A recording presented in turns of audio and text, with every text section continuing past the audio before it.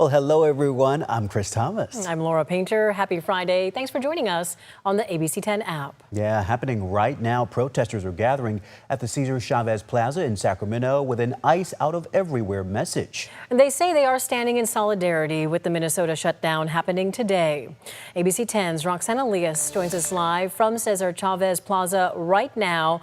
Roxanne, last we spoke, things were just getting underway. Get us up to speed on what's happening right now. What are you seeing? What are you hearing? Well, Laura, things are really kicking off here at this protest. It started about 30 minutes ago with what I told you guys was just about 100 people.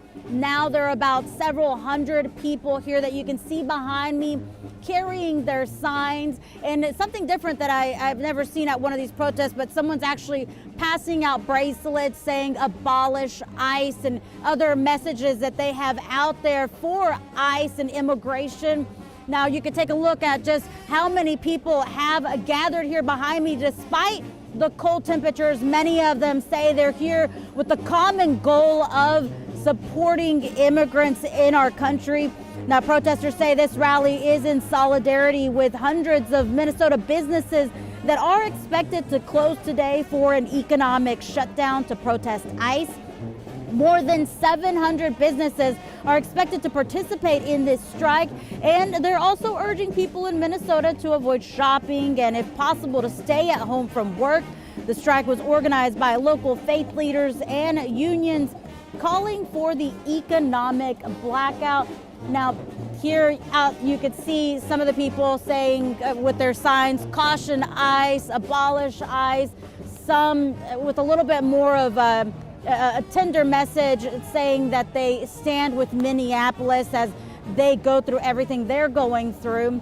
But coming up at 6 o'clock, we're going to try to let you hear from one of those protesters that are here and what brings them out here. I'm live at Cesar Chavez Plaza. Roxanne Elias. And Roxanne, I don't know if you can hear me, but can you give us an idea of just about how many people you think have gathered there on a busy Friday night? Hundreds, would you say? I would say hundreds. In the beginning, when we first spoke at around 5 o'clock, there were about 100. Now I would say probably about 300 at least, and more people continue to come here and gather. They also tell me there's other multiple places and that they're gathering around Sacramento. This is people from the Sacramento area and from all over the surrounding counties and places that we have here. Okay, our Roxanne Elias live for us tonight on a Friday night, showing you the crowds that are gathering in downtown Sacramento. Keep in mind, a network of labor unions, progressive organizations, and clergy urged people to stay away from work, school, and stores today to protest against immigration enforcement. Yeah, despite mounting protests around Minnesota, federal immigration agents say ICE will continue to have a presence in Minneapolis. ABC's Karen Travers has the latest tonight.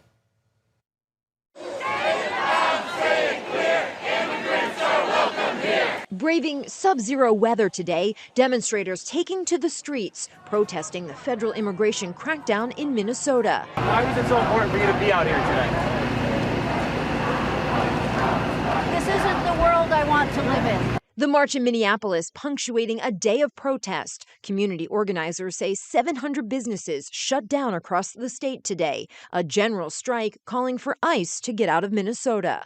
Immigration officials not backing down. Operations continue unabated here in Minneapolis. And new details today about that preschool boy standing in the Minnesota cold, swept up in the ICE crackdown.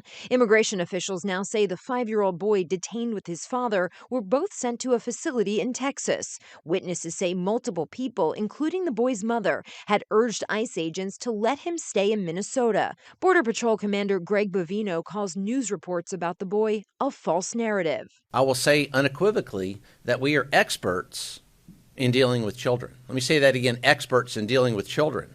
The family's attorney insisting the father and son entered the U.S. legally. Liam and his dad did enter the United States at a port of entry to seek asylum. They've shared all of their information with the government, and they were following the process. Multiple polls show that recent ICE operations have been broadly unpopular. This week, President Trump and Vice President Vance acknowledged ICE will sometimes make mistakes, but both offered strong support for the agency and its officers. Karen Travers, ABC News, the White House. An update on the suspect accused in the Davis stabbings that happened back in 2023. 2 people were killed and 1 person was hurt. A new retrial date for Carlos Dominguez is now set for May of this year. He faces second-degree murder and attempted murder charges. The first trial for Dominguez ended in a mistrial. He has pled not guilty and not guilty by reason of insanity. A man is dead and another person is hurt after a crash involving a Stockton City official. Tonight, a source close to the investigation tells ABC10's Gabriel Porras it was Stockton's new city manager, Johnny Ford, behind the wheel. The Stockton Police Department says it has still not determined the primary collision factor and it's still investigating the crash. It was actually officers themselves who happened to be driving in the area and came upon that crash scene. When the sun sets on El Dorado Street in downtown Stockton, the cars never stop. It's a main thoroughfare. And a main part of Mickey Grain's everyday life, walking along El Dorado Street to get to and from home and errands. It's very busy throughout the day, and especially with the fog, you know, it's hard to see, especially early in the morning. But yeah, they definitely need more crosswalks. There's a lot of people that go from one side to the other and back again. And that appears to be what happened Thursday night. Just before 7:20 at Poplar Street, police came across a crash scene where a driver allegedly hit 2 people. One of the 2 died, the other was taken to a hospital. Officers believe the crash happened on the road. And I feel bad for the person that got hit, and I feel bad for the person that did it because they probably don't feel real well right now. A source close to the investigation tells me that Stockton City Manager Johnny Ford was behind the wheel. Ford only on the job for 2 months now. Video from the Instagram page Real Stockton Times shows the city manager on scene. Officers say he stayed at the scene and cooperated with the investigation.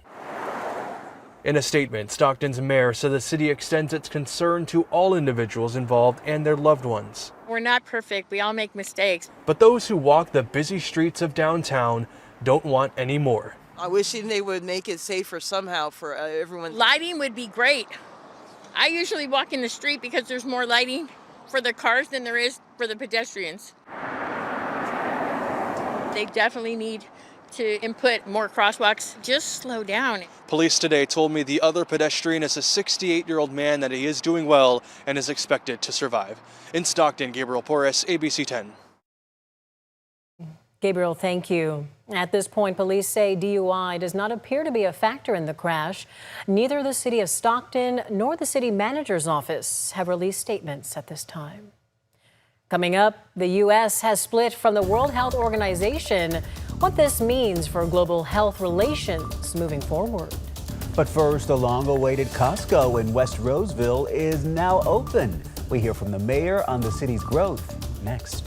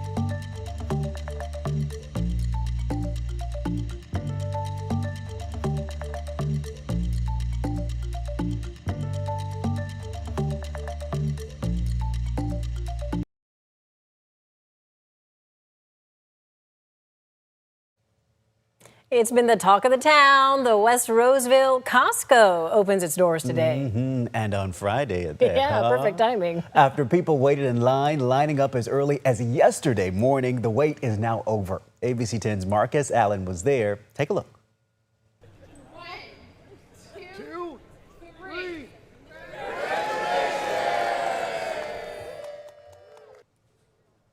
Yeah, the store opened today at 7:30 a.m. and is located at 5200 Baseline Road. The 160,000 square foot warehouse anchors a long-awaited Baseline Marketplace.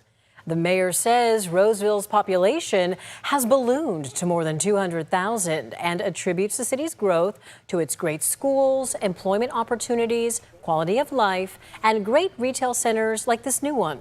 The warehouse will soon be joined by Home Depot and Target, along with smaller retailers, drive-through restaurants, and a gas station. The Costco car wash and gas station opened Monday. Now to national news, the U.S. has officially split from the World Health Organization. The Trump administration says the withdrawal is now complete, with all U.S. funding ended and personnel recalled. As he started his second term last year, President Trump signed the executive order announcing the split. Now, despite this, California is stepping on the global public health stage as the first state to join the World Health Organization Emergency Response Network. The Trump administration says it decided to withdraw because the U.S. wasn't getting a fair return on what it gave to the organization. Officials also said the WHO wasn't acting in the best interest of the American people. Despite the split, the U.S. says it will continue to work with other countries on global health issues. That effort is expected to be led by the CDC. Former NFL player Kevin Johnson was found dead Wednesday morning in L.A. Police made the discovery while responding to reports of an unconscious man. Here are the details. They found the 55-year-old former defensive lineman already dead at a homeless encampment. They say he had been stabbed and suffered blunt trauma to the head. The medical examiner ruled the death a homicide. Friends say health issues later in life led to housing instability for Johnson. Investigators believe he had been living at the encampment. He was my best friend. I was best man at his wedding. He played in the National Football League for about 7 years. Great guy, fun-loving. The community's going to miss him.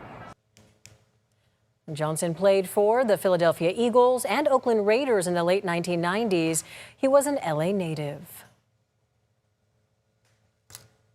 Well, former Canadian Olympic snowboarder Ryan Wedding has been taken into custody. Wedding was on the FBI's 10 most wanted list for allegedly running a transnational drug trafficking operation. The FBI had a $15 million reward for his arrest. Over the last decade or so, investigators believe Wedding has moved an average of 60 tons of cocaine from Colombia through Mexico for distribution in the United States and Canada. He's also accused of ordering multiple murders around the world. Authorities have not yet released details of his arrest, but Wedding was thought to be hiding in Mexico under the protection of a drug cartel. Next at 5:30, the dangerous storm we've been tracking is making its way to the East Coast. How communities are preparing.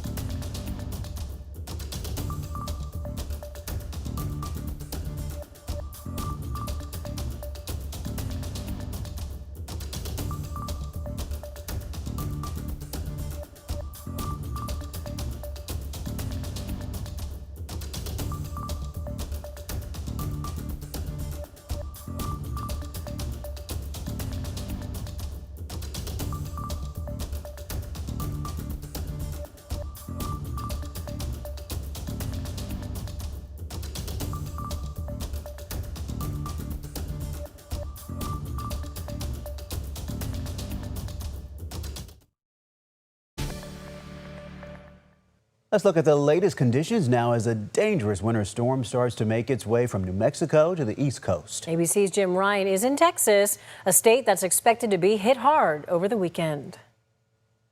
From Texas to North Carolina, New York to Massachusetts, governments, nonprofits, and regular people across a 2,000-mile stretch of America are getting ready for this big storm.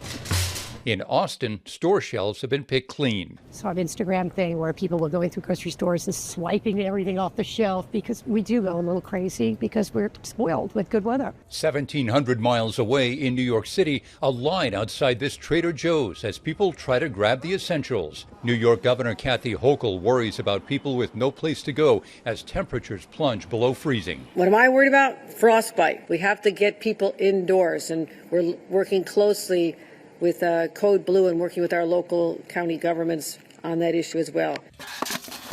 In New Jersey, the threat of slick conditions has led to a run on rock salt used on sidewalks to melt ice. They're out all over the place, and we've been trying to scramble to source it from different venues or different, suppliers. And it isn't just people feeling the intense cold. Humane Society workers in Covington, Louisiana, were alerted to several hundred dogs in distress. The looks on the dogs' faces, they all wanted to come. They're so bonded together. At some of the busiest airports in the country, gridlock as nearly 2,000 airline flights are canceled and states of emergency are declared in at least 15 states. Here in Texas, one major concern is about power outages caused by down power lines. As little as 1/4 of an inch of ice on power lines like these can add 500 pounds to its weight. Jim Ryan, ABC News in Dallas-Fort Worth. It's been days and days, and so that's why we're going a little bit more in depth. Rob, you've got some more on the layers of why this is so persistent. I mean, how many people have come up to you and say, why is this happening? And multiple times this year, too. Yeah, we've had lots of rounds. And, you know, when you're looking at this, this is your classic setup, right? You've got the thick blanket of clouds in the valley spots, and notice where it's not, the higher elevations along the ocean. So it's very specific to certain areas when it sets up. And usually when it sets up for a while. But the clue in all this is that it's only in one spot. It's usually sunny and actually warmer everywhere else. So the basic setup for this time around, we had some early season rain. That was nice, but then the ground was wet. Then we had high pressure, very little wind, and we just got stuck in this pattern. We did, and a beautiful condition in the high country as well as the foothills, near record highs persisting there, and that kind of doubles down on keeping the fog here down low. Exactly, it just reinforces itself again and again. So we've got the wet ground, we've got the cold air, then you get this perfect environment for that deck of low clouds and fog, but then the sun cannot poke through, so it bounces off the top, so we remain not only cloudy, but also really, really cold. I mean, we didn't break out of the 40s for like 2 weeks in a row. But the other part, which you mentioned, is that above that layer of clouds, and we're experiencing that today, and we're going to see more of it in the future, everybody else is actually not only not cloudy, it's actually warm and kind of nice. And so they are continuing to see these gorgeous conditions. We are going to see a little bit of mixing, which will help, but that's really what we've been waiting for, something to disrupt this weather pattern.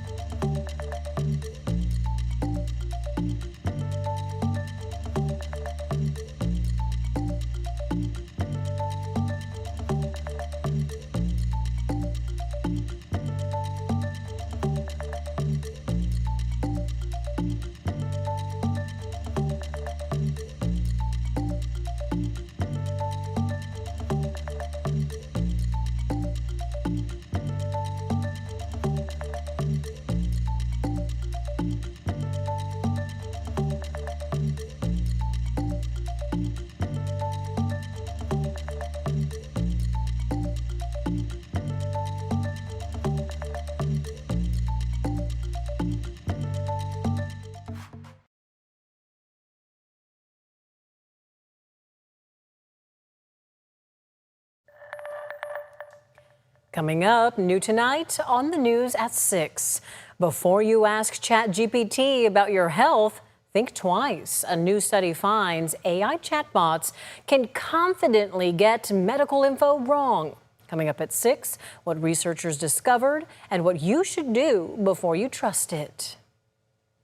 But first, it's a chore that many of us don't like to do, and eventually it all piles up. Literally, too. We're talking about laundry. Yeah, like many things in life, there's an app for that, apparently, and one couple has decided to pick up a side hustle. Steve and Misty never thought they'd be creating rows of shelves that hold bags of laundry and even a homemade folding station until Misty discovered the Laundry Pro app, where people can pay to get their laundry done and folded with pickup and delivery. That's a good idea. The company operates in cities all over the country, apparently. And here's how it works. You download the app, book your service, and then your request is sent Two laundry pros. You see them here in this video, doing it all by hand, it appears, and being very delicate with those towels, I have to say. Nice job, guys. I tell you, not a bad idea on a Friday night, especially, huh? Exactly. Exactly. Thanks so much for joining us, everyone. Remember, you can watch us anytime right here on the ABC10 app.